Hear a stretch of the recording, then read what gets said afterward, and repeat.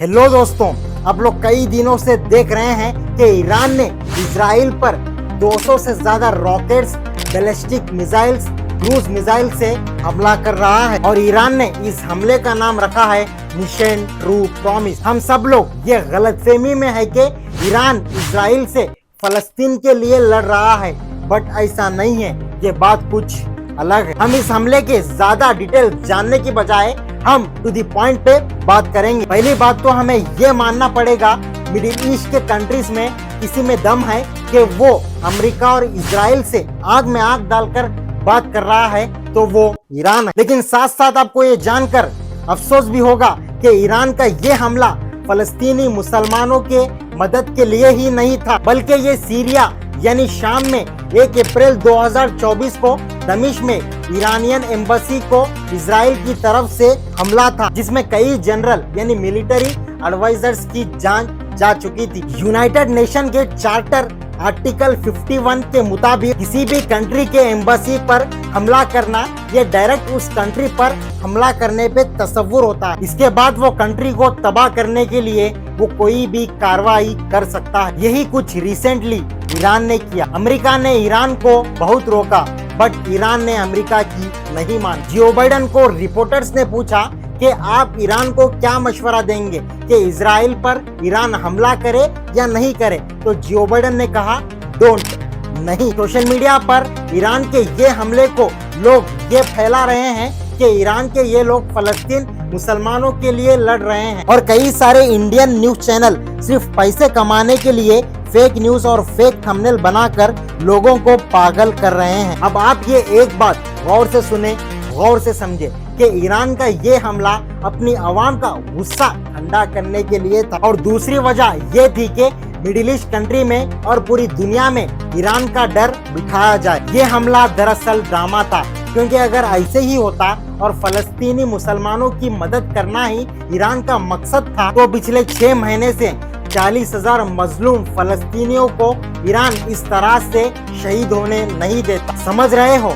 अगर ईरान चाहता था तो फलस्तीन की जब वो मदद कर सकता था। जब 1 अप्रैल 2024 को दमिश्क में ईरानियन एम्बेसी पर हमला हुआ तो ईरान ने कहा 14 दिनों तक ये कहते रहा कि हम इजराइल पे जरूर हमला करेंगे, ये हमला कभी भी हो सकता है। लेकिन असल अटैक से पहले हकीकत ये थी कि ईरान ने सारी इंफॉर्मेशन अमेरिका को बता दी कि हम इजराइल पर हमला करने वाले हैं, और अमेरिका ने इजराइल को कह दिया कि तैयारी कर लो। बस यही वजह थी कि इजराइल ने अपने डिफेंस सिस्टम को जब भी एक्टिवेट कर रखा था, और इसी वजह से ईरान के 200 से ज्यादा रॉकेट्स और बैलिस्टिक मिसाइल्स अटैक करने के बावजूद भी इजराइल का एक भी इंसान नहीं मरा और इजराइल को धक्का भी नहीं हुआ। इनफैक्ट इन रॉकेट्स में से 99% रॉकेट्स इजराइल ने अपनी एयर डिफेंस सिस्टम ने हवा में ही इन रॉकेट्स को तबाह कर दी। ईरान जैसी तबाही चाहता था इजराइल की, वैसे नहीं हो पाई। हमें ईरान को शाबाशी देना चाहिए,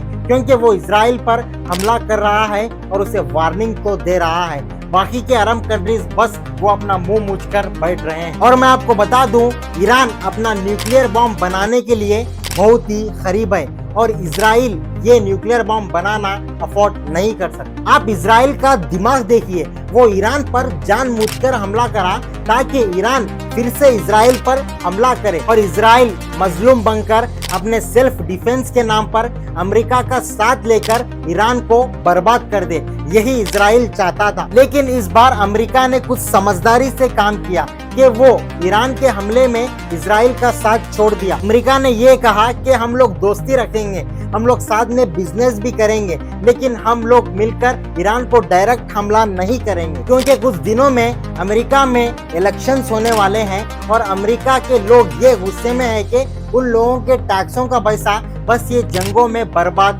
कर रहे हैं। यहाँ तक कि अमेरिका इन जंगों की वजह से खुद कर्ज लेकर मखरूज हो चुकी है, और ईरान अब खामोश बैठने वाला नहीं है, और ईरान हिस्टोरिकली भी बहुत ज्यादा इम्पोर्टेंस रखता है। सल्तनत फारिस एक मुकम्मल तारीख है कि आज से 14 साल पहले ये दुनिया के 2 सुपर पावर्स में से था, यानी रोमन एम्पायर और रशियन एम्पायर। आज के टाइम के अंदर पूरी दुनिया बदल चुकी है, क्योंकि अगर 2 मुल्क के बीच में जंग होता है तो वो जंग ही नहीं होता बल्कि पूरी दुनिया पे इफेक्ट गिर सकता है, क्योंकि हर एक कंट्री बना रहा है अपने न्यूक्लियर बॉम्ब। अगर न्यूक्लियर बॉम्ब यानी कि अटैक हुआ न्यूक्लियर बॉम्ब से तो ये पूरी दुनिया तबाह हो सकती है और हर कंट्री की इकोनॉमी गिर सकती है। आई होप आपको ये वीडियो से कुछ नया जानने को मिला होगा और आपको ये वीडियो पसंद भी आया होगा। अगर आप मेरे चैनल पे नए हैं तो जरूर मेरे चैनल को सब्सक्राइब करें। फिर मिलते हैं किसी नए वीडियो में किसी नए टॉपिक के साथ, तब तक के लिए अल्लाह हाफिज।